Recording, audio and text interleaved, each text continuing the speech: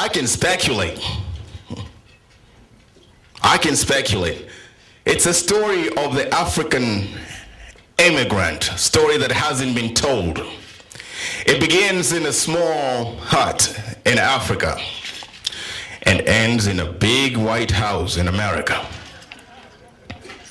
The story begins when you get a visa to come to America as an exchange student. They call you exchange because when you get to the airport and you exchange your money, you find out that your 20 million shillings has suddenly become $20.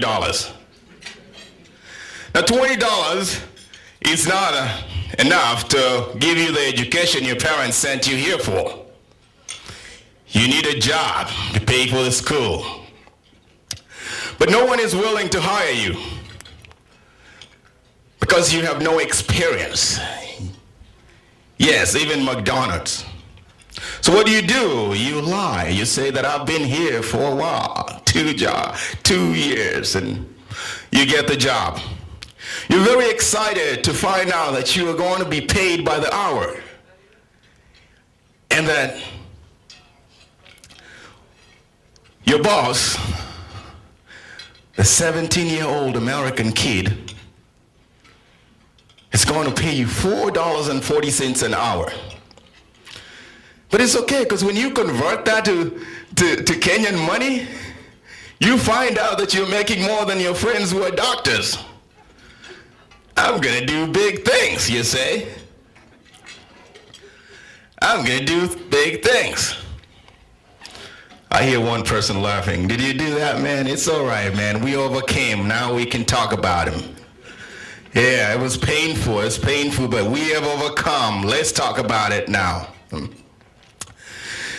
So, you're there working at the fast food restaurant, and you speak English, but they can't figure out why you can't follow instructions. So they put you to do the dishes. You're the guy that just like wash the plates, and you're the guy that goes to the walk-in freezer and hands them the fries. You call them chips. But those things are easy because they are labeled. So one day during a busy lunch, your boss comes to you and says, "Edwin, get me a spatula." You have no idea what a spatula is. But you can't ask because remember, you've been here for 2 years. You should know what a spatula is. You head to the walk-in freezer and you're looking to see if there's anything labeled spatula. Nothing. It gets too cold. You gotta get out. And you're afraid that if you just stand around, you're not supposed to be doing dishes at lunchtime because it's busy. But if you just stand around, your boss is gonna come over and fire you. You can't lose a job because you need the money, my brother.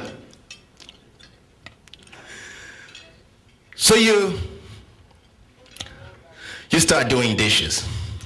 He comes over screaming, saying, "Edwin, I sent you a spatula." And he grabs the flat spoon from the wall where it's been hanging all this time. And that's how you learn what a spatula is.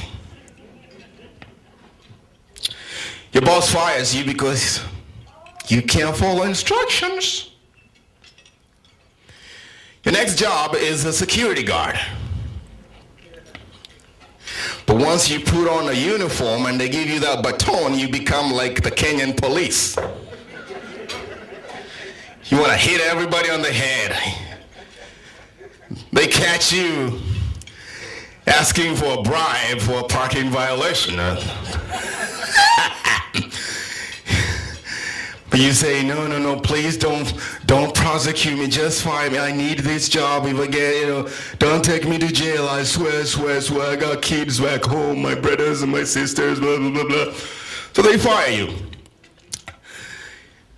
Next job, you drive a cab, you work in a warehouse, you stock shelves, and you do dishes again. But it's okay, because you're going to college.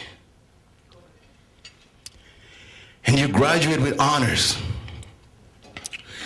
And just when you think that you will never ever scrub another toilet, just when you think that you will never ever mop another floor or do another, wash another plate, you marry an American woman.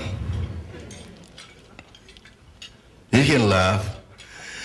Edwin, what's for dinner? Edwin, do the dishes. Edwin, mop the floor. Edwin, walk the dog. Edwin, take me out of some candlelight dinner sometime. And you're like, hold on, baby. I'm from Africa.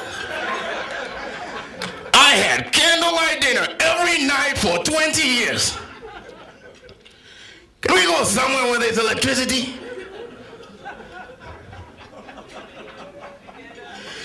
Edwin, change the baby.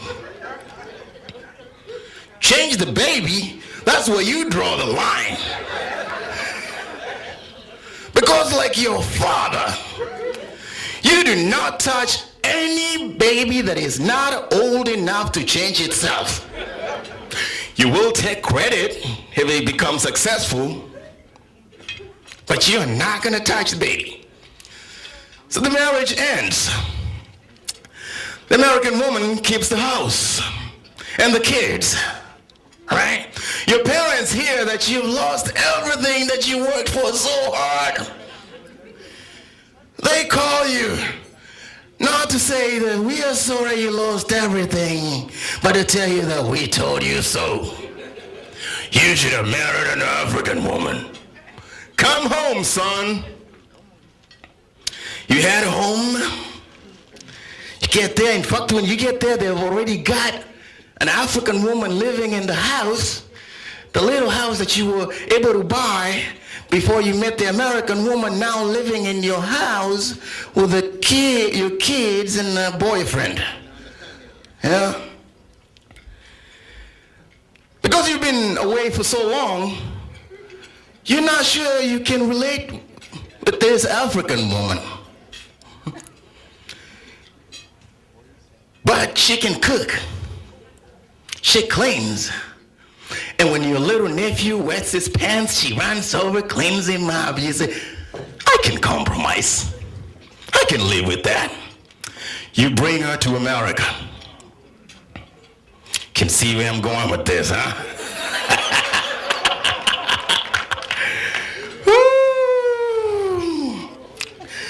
You don't want your beautiful African wife to work. Because that was the problem with the American woman, because she had a job.